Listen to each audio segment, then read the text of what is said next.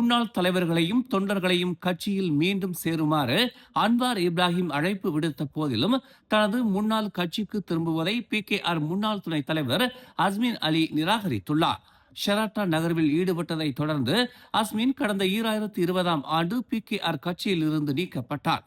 இந்த நகர்வின் ஒரு காரணமாக பெசாத்து கட்சி பக்காத்தான் ஹரப்பானில் இருந்து வெளியேறி இறுதியில் பக்காத்தான் ஹரப்பான் அரசாங்கத்தின் வீழ்ச்சிக்கு வழிவகுத்தது. அண்மைய காலமாக பெசாத்து கட்சி பல போராட்டங்களை சந்தித்த போதிலும் கட்சியின் பொதுச் செயலாளரான அஸ்மின் அலி தனது அரசியல் வாழ்க்கைக்கு பெசாத்து கட்சியே சிறந்த தளம் என்று தெரிவித்ததாக பரிதா ஹரியான் செய்தி வெளியிட்டுள்ளது. பெசாத்துவின் காலம் வரும், அது நேர்மையுடன் தொடர்ந்து செயல்பட வேண்டும் என்று உலுகிலான் சட்டமன்ற உறுப்பினருமான அவர் கூறினார். கோலாலம்பூர் ஸ்தாபாக்கில் 14 வயது மாணவி உயிரிழந்தது சந்தேகத்திற்குரிய சூழ்நிலைகளில் நிகழ்ந்துள்ளதால் அது குறித்து விசாரணை நடத்தப்பட வேண்டும் என்று சட்டம் மற்றும் நிறுவன சீர்திருத்தத்துறை முன்னாள் துணை அமைச்சர் ராம் கர்பால் சிங் தெரிவித்துள்ளார்.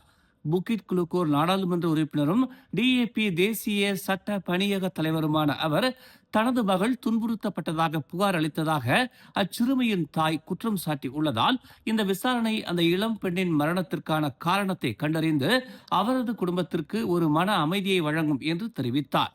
இது போன்ற சம்பவங்கள் மீண்டும் நிகழாமல் தடுக்க அனைத்து முயற்சிகளும் மேற்கொள்ளப்பட வேண்டும் என்று அவர் கூறினார்.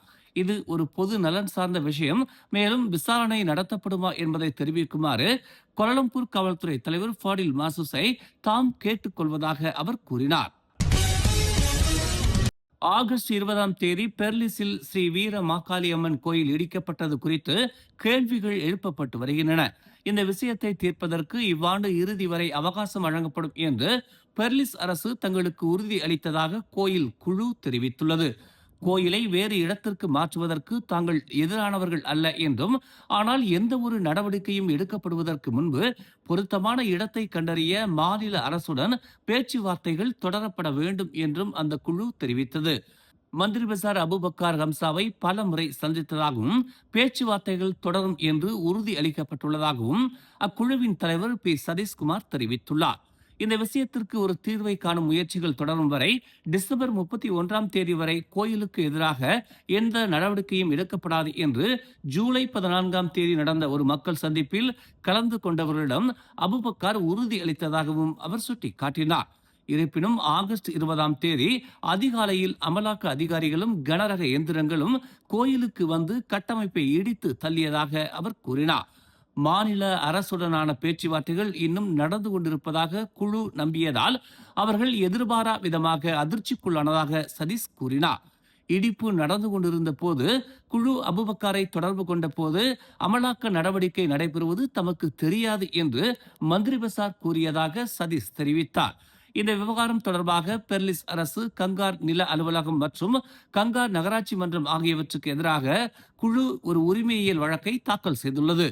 இடிப்புக்கு ஒரு நாள் முன்னதாக ஆகஸ்ட் 19ஆம் தேதி வழக்கு தாக்கல் செய்யப்பட்டதாகவும், ஆனால் அமலாக்க அதிகாரிகள் வருவதற்குள் இடிப்பை நிறுத்துவதற்கான நீதிமன்ற உத்தரவை குழு பெறவில்லை என்றும் சதீஷ் தெரிவித்தார். அந்த கோயில் கைவிடப்பட்ட கட்டிடம் அல்ல என்றும், அது பல ஆண்டுகளாக உள்ளூர் இந்து சமூகத்திற்கு சேவை செய்து வந்ததாகவும் அங்கு தினசரி பிரார்த்தனைகள் நடத்தப்பட்டதாகவும் அவர் கூறினார். கோயிலின் நிலை குறித்து பல தசாப்தங்களாக பெர்லிஸ் அதிகாரிகளுடன் குழு பேச்சுவார்த்தை நடத்தி வருவதாகவும், பழுதுபார்ப்பு பணிகளை மேற்கொள்ள முன்பே ஒப்புதல்களை பெற்றிருந்ததாகவும் சதீஷ் கூறினார். நேற்று பிற்பகல் ஷா ஆலம் தமான் ஆலம் மேகாவில் நடந்த கைகலப்பை தொடர்ந்து மற்றொரு சந்தேக நபர் உயிரிழந்த நிலையில் போலீசார் ஒருவரை கைது செய்துள்ளனர். பிற்பகல் 2 மணி அளவில் ஜலான் மண்டோலின் 33/5 என்ற இடத்தில் ஒரு குழுவினருக்கு இடையே இந்த சம்பவம் நிகழ்ந்ததாகவும், கைகலப்பின் போது பலர் வெட்டப்பட்டதாகவும் ஷா ஆலம் காவல்துறை தலைவர் ஷருடின் ஷமா தெரிவித்தார். சந்தேக நபர்களில் ஒருவர் மீது நீல நிற புரோடுவா அல்சா கார் மோதியதில் அவர் சம்பவ இடத்திலேயே உயிரிழந்ததாக அவர் ஒரு அறிக்கையில் தெரிவித்தார். இச்சம்பவத்தில் ஈடுபட்ட மற்றவர்களின் நிலை குறித்து தெரியவில்லை. இந்த வழக்கு தண்டனை சட்டத்தின் பிரிவு 302 கீழ் கொலை வழக்காக விசாரிக்கப்பட்டு வருகிறது. ஜொஹூர் பத்துபகாட் கடல் பகுதியில் நேற்று மாலை 4:12 மணி அளவில் ரிக்டர் அளவுகோலில் 3.1 பலவீனமான நிலநடுக்கம் பதிவாகி உள்ளதாக தெரிவிக்கப்பட்டுள்ளது. பத்து பகாட்டிற்கு தென்மேற்கே சுமார் 18 கிலோமீட்டர் தொலைவில் 10 கிலோமீட்டர் ஆழத்தில் இந்த நிலநடுக்கம் ஏற்பட்டதாக வானிலை ஆய்வு மையம் தனது முகநூல் பதிவில் தெரிவித்துள்ளது. சுனாமி அச்சுறுத்தல் எதுவும் இல்லை என்றும் நில அதிர்வுகளை உணர்ந்தவர்கள் இணைய வழி கணக்கெடுப்பில் தெரிவிக்கலாம் என்றும் மேட் மலேசியா வலியுறுத்தியுள்ளது. ஓம்ஸ் அறவாரியத்தின் ஆதரவில் மலர் டிவி வழங்கும் திரையிசை கண்ட இலக்கியம் 2026 போட்டியின் மாபெரும் இறுதிச் சுற்று வரும் ஆகஸ்ட் 29ஆம் தேதி பட்டாலிங் ஜெயா சிவிக் பல்நோக்கு அரங்கில் நண்பகல் 1 மணி முதல் இரவு 7 மணி வரை மிக பிரம்மாண்டமாக நடைபெற உள்ளது. 18 முதல் 25 வயதுக்கு உட்பட்டவர்கள் மற்றும் 26 வயதுக்கு மேலானவர்கள் என இரு பிரிவுகளாக இப்போட்டி நடைபெறுகிறது.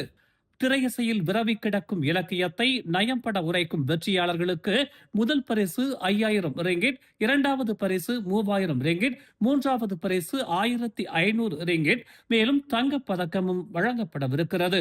அதோடு நாட்டில் தொடர்ந்து தமிழ் தொண்டாற்றி வரும் பெருந்தகை ஒருவருக்கு சிறப்பு விருதும் தங்கப் பதக்கமும் வழங்கப்படவிருக்கிறது. திரையிசை இலக்கியம் பருக, அனைவரும் திரண்டு வருக. மேலும் செய்திகளை தெரிந்து கொள்ள தமிழ் மலர் இணையதளம், தமிழ் மலர் செயலி மற்றும் மலர் டிவி யூடியூப் சேனலை வலம் வாருங்கள். எங்களோடு இணைந்திருக்க மலர் டிவியை பதிவு செய்து கொள்ளுங்கள். உறவுகள் மகிழ்ந்திட விருப்பம் மற்றும் பகிர்வு சேவையை சொடுக்கிடுங்கள்.